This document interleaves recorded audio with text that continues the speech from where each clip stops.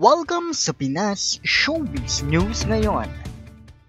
Para sa video natin ngayong araw, meron na naman po tayong fresh at nagbabagang updates patungkol kay Maine Mendoza at kay Alden Richards. Kung tunay mong mahal si Maine Mendoza at Alden Richards at ngayon ka lang nakadalaw o di naman kaya ay naligaw sa channel na ito, please po, i-click mo na yung subscribe and bell buttons para lagi kang updated sa mga kaganapan kina Maine at kay Alden. Ang pag-uusapan po natin ngayong araw ay ang tila baga ganti ng mga sarswelista ng showbiz dito po sa Vivo Philippines. Ano ba kasing ginawa ng Vivo Philippines? Pinagsama lang naman po nila sa video advertisement nila si Maine Mendoza at Alden Richards. Magkasunod pa. Alden then Maine, ano? So, sabi ko naman sa inyo, abangan nyo kung ano yung magiging ganti nila. At ito na nga po yung ganti nila kung saan palalabasin nga po nila na itong si Catherine Bernardo at si Maine Mendoza ay sabay na magbubuntis. Abay, syempre, alam niyo naman po kung anong script ng kasunod nito. Okay? Pag-usapan natin yan. At syempre, hindi rin naman po mawawala, no? Ito naman pong kaganapan kay Maine Mendoza at kay Alden Richards recently. At syempre, nandito rin po ako upang hingiin na rin po yung opportunity no, na atin pong suportahan si Mama Ten ano, sa kanya pong ginagawa. Dahil ito po ay kanyang sariling initiative ano, na talagang tumulong po sa ibang tao. At nung malaman nga po ito ni Alden Richards, ano, walang ka-imik-imik pa, sige, ito yung mga luma kong damit, ano? At subukan natin, ano, yung mga free love items, ano? Yan yun po yung online selling with the cost. Sana po, no, ma-suporta natin si Mama Ten dito. At bago nga tayo magpatuloy pa, no, hayaan nyo muna magpasalamat ako sa mga subscribers and viewers natin na patuloy pong pagsuporta at pagmamahal kina Maine at kay Alden nang wala pong ibang hinihintay na kapalit. Lagi ninyong tatandaan, nakaisa nyo po ang buong Pinas Showbiz News ngayon sa pagsuporta at pagmamahal sa kanilang dalawa. At kung nood ka nga nanood ng mga video updates natin pero hindi ka naman nakasubscribe, nako, ano pang hinihintay mo?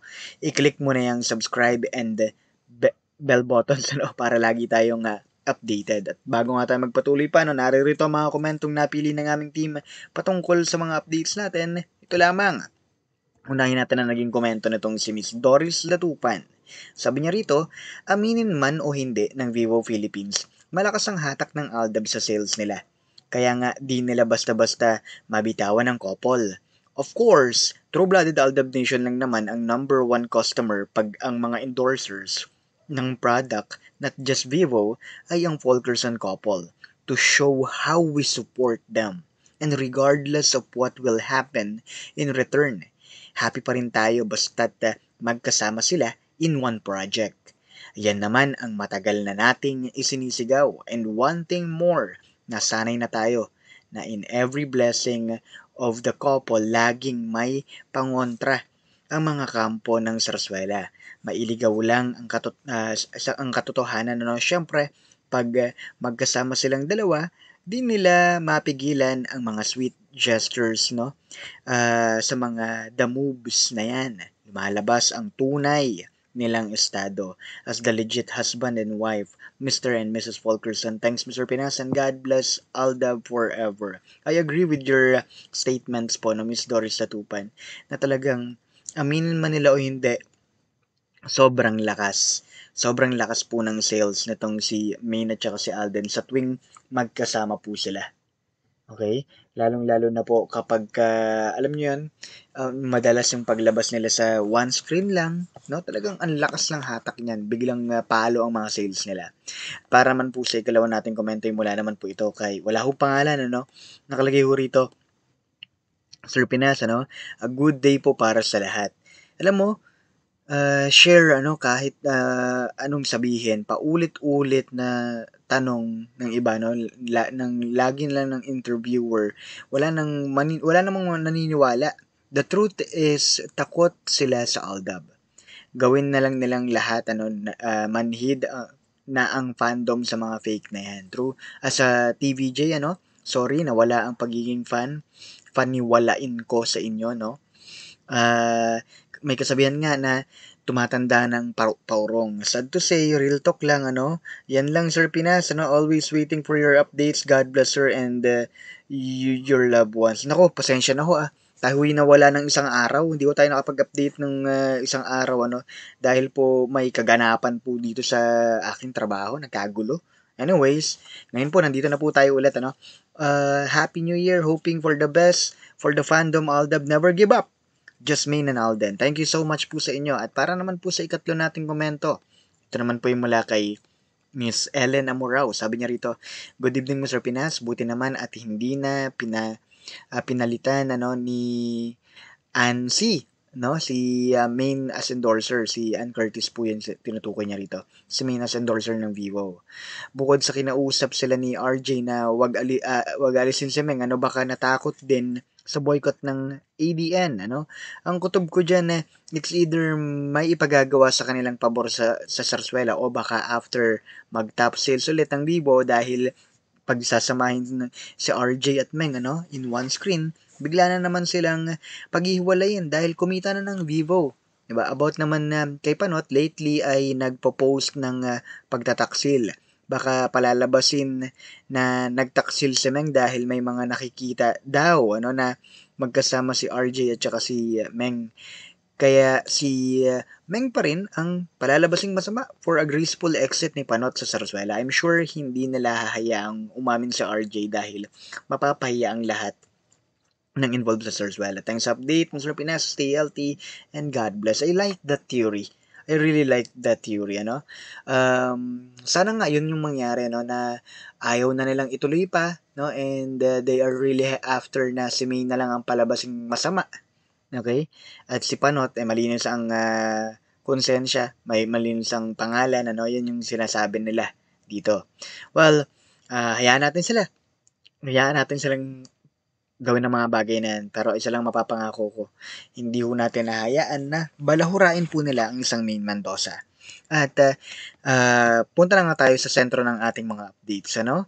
Ang nakalagay nga po ang sentro nga po ng ating mga updates dito no ay ito pong sinasabi nilang di umanong ganti no ganti ng nasa showbiz, ganti ng nasa Sarsuela dito po sa Vivo Philippines. Ito po ay after nilang ilabas ito pong movie, ay hindi movie, ipalabas itong advertisement na nila. Na una nga si Alden, sumunod si May, na talagang, tapos meron pa po silang binabanggit na pagsasamahin ng araw po, no? So, ano na nga bang nangyayari? Napakasimple lang po, no? Ito ho yung palalabasin ng showbiz kung saan si Main Mendoza ay magdadalang tao. Nakita niyo naman po, no? Yung nangailam po ng Twitter ba? Facebook? Tama, Twitter po ni Main Mendoza, no? Hindi ho ganun magsulat sa Main. Hindi ho ganun magsulat si Main. Na may pagsasabi pang apo soon, no? Yung may mga ganon. Well, yan ho yung palalabasin nila. Main Mendoza will get pregnant, ano? Ganon din po itong si Catherine Bernardo. Okay? Si Catherine Bernardo, ito nga ho yung sinasabi nila, ito raw po ay batay sa hula, no? Hula ng kung sino-sinong Poncio Pilato. Tapos, ito naman po si Main Mendoza, syempre, palalabasin naman po ang tatay ay si Panot. Okay? Yan ho yung sinasabi nilang gante, no?